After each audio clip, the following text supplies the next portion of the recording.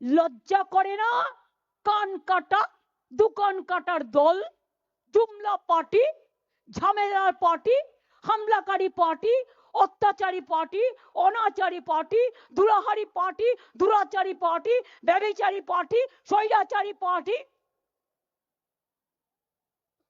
এরকম পার্টি আমি দেখিনি। এটা পার্টি না দোপাটি? স্বাধীনতার সময় তো জন্মে হয়নি। তো গান্ধীজিকে বাদ দেবে না তো কাকে বাদ দেবে? গান্ধীজি বাদ, নেতাজি বাদ, রবীন্দ্রনাথ ঠাকুর বাদ,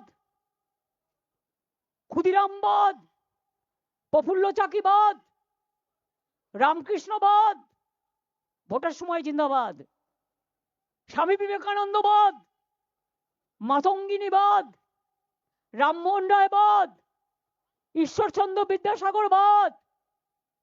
তার মানে গান্ধীবাদের দরকার নেই, সুভাষবাদের দরকার নেই, আবুল কালাম আজাদের দরকার নেই, আম্বেদকরের দরকার নেই, বিরসা মুন্ডার দরকার নেই।